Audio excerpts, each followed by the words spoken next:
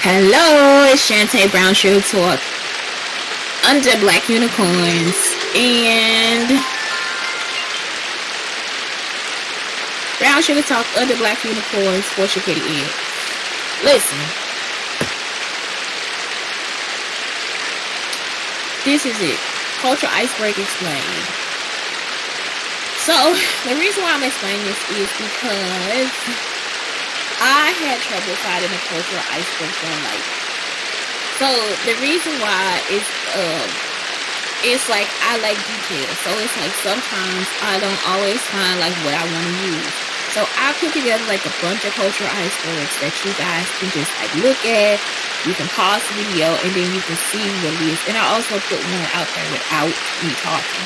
So then you'll be able to look at those cultural icebergs and see which one you like or which one you relate to. You understand? So the reason for the cultural iceberg is a part of the cycle of socialization. So the cycle of socialization helps us understand the way in which we are socialized to play certain roles, how we are affected by issues of oppression, and how we help maintain an oppressive system based upon power. So, you can also use this to not, you see what I'm saying, to not maintain an oppressive system based upon power. There are 5 types of socialization: primary, secondary, developmental, anticipatory, and resocialization. This type of socialization happens when a child learns the values, norms, and behaviors that should be displayed in order to live accordingly to a specific culture. So cultures can be as small as you, or it could be as big as your country. So that's how it goes. It goes from you to as big as your country. So if I were to explain this, if it's about you, you might come home and take off your shoes. Your neighbor comes home, leave their shoes on, they walk through the house, all the different stuff. When you come home, you sit down into a mudroom and you put your shoes away. Okay? That's totally different for a person that lives in an apartment and they take off their shoes and they have a shoe rack outside the door. So they just leave their shoes on the shoe rack outside the door. When you come home into a mud room, you take off your shoes. Maybe you built a tiny house and it has a small mud room. It's just something that you have grown accustomed to. That's an individual thing. It's just something that's individual that you like. As opposed to, let's think about something that's like part of the United States, a barbecue. Barbecues on certain holidays. That's a United States custom. So it's like that is something that's part of the United States. It's not that everybody in the United States does it. It's just that is an American thing. So it's like that's how it is. It could also be just your city. Like in East St. Louis, we make snoots. Snoots are barbecue pig skin. So which you guys know is like rinds and stuff like that. But we actually barbecued in barbecue sauce with a piece of white bread and we sell it. You know what I'm saying? People eat it. So it's like, that's what it is. It's like that's how big or small your culture is. I was talking about this in another video about how like maybe if somebody stays closest to the river, they usually just take like all their crab legs and just open the bag and put some newspaper out and just eat all of it on the table. You see what I'm saying? So it's like we don't do that. Like we actually have a plate and we just like crack our crab legs. It's an individual thing. So if somebody sees that, like I've seen people have like big spaghetti meals on the table, like where they just put all the food on the table. Everybody sits down and they eat. So it's like no dishes that get to be washed or anything. I mean, it's like, what's wrong with it? Some people be like, ugh, look at all the germs and the nastiness of it and this and the other. Well, I've seen somebody else do that and she actually takes her hands and like works it through the food. Well, that's not a part of the culture. You understand what I'm saying? You know that video is just somebody spoofing or fucking up some food. I mean, or messing up some food. I'm trying not to cuss in this video. I'm messing up some food. It is like, that's what it is. It's just a spoof. If you look at that and you see what I'm saying, you'll be like, well, that's not culturally stable. It's not. It's just somebody just doing something else. So that's when you start to be like, okay, this is just a video that maybe I'm supposed to laugh at or whatever.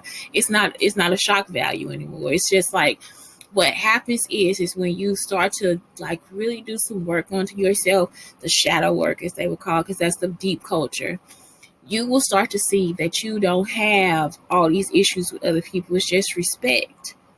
Because if you respect yourself, then you can start to respect other people.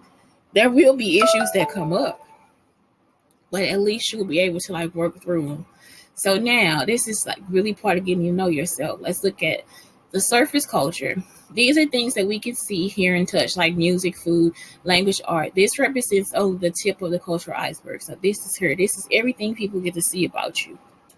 So deep culture is a term defined as a system of values, beliefs, norms, and practices held in common by a group of people that serve to integrate them into a cohesive social entity. And that's not something that you'll always, that's family, but, or that's like the city you live in, or it's the United States, but it's not something that you always have to share. It's not something that we always share as a group. So these deep things you don't always get to see. Systems of values are integral to the way people understand the world.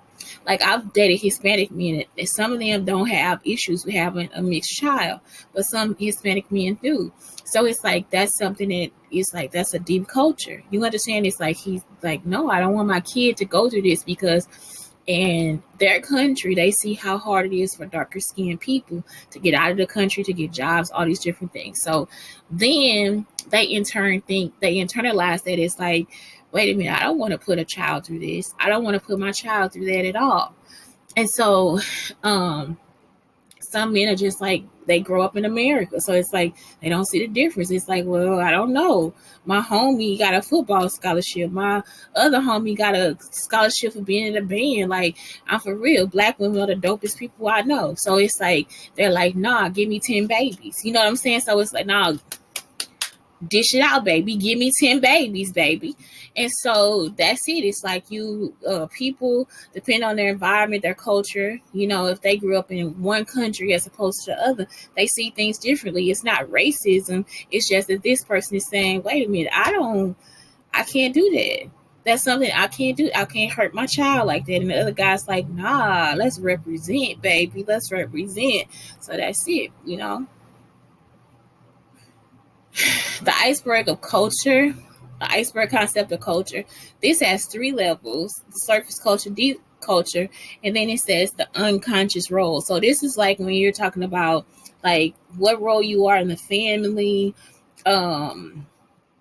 If you played that role, like what if I'm the only child? So at my dad's house, I'm the only child. But what if I never had to be an aunt? What if I just grew up in my dad's house and when I came to Illinois, I just saw my sisters when they were young? So then I would never really have a role as an aunt. Even though I'm an aunt, I've never played the role as an aunt. But now I'm an aunt, so I played a role as an aunt. So it's like I would have had an aunt, but would that role have ever been mine? It's my role. That's what it said that I am, but I've never played the role. You see? So it's like this is something else. It's like, okay, so can I consider that myself an aunt? What type of aunt am I? You understand? I'm missing. I'm invisible. And so it's just like you start, I'm the oldest child, you know, so I'm the middle child. So these are things where I was hurt by this tree when I was younger. You see, because now all of you grew up in the same house, all of you share this sort of deep culture. But now this unconscious culture, that's when your unconscious role, that's when it shows, okay, this is really your personality. Y'all understand? So when you take the personality test, the unconscious roles can be like, that is really, it really is your personality. It's like what made you different in those environments.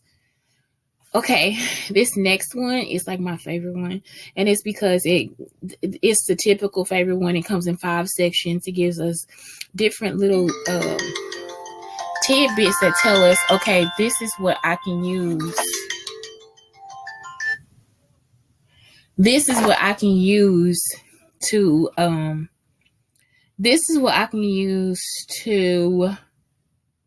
like define what I am. What's my deep culture? Because that's the other thing. I put a lot of these out there because sometimes people don't like all the complications. You know, like I'm more like, okay, I gotta have boo boo boo boo boo boo boo. Some people don't. So, and we'll see that in the next one too.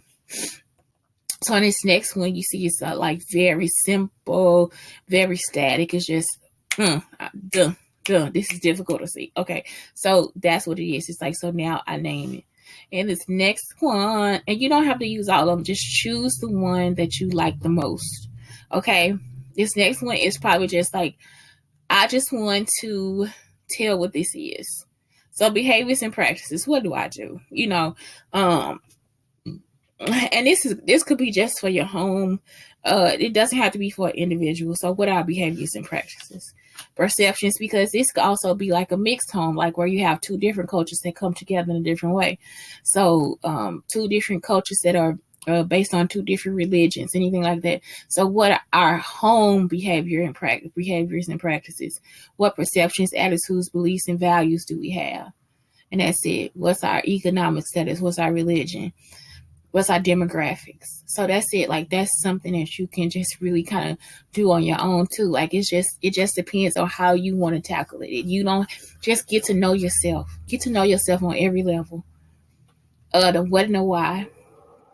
I put this in here. This is more for a teacher. Behaviors and artifacts accessible to the senses, observable, explicit, taught, conscious, attitudes, beliefs, expectations, values, assumptions, intangible, not directly observable, implicit, subconscious. So I was telling about my classroom. So in some aspects of my classroom, I would do everything from a minority point of view. So if I had two students that did not speak complete English, everybody in the classroom learned Spanish.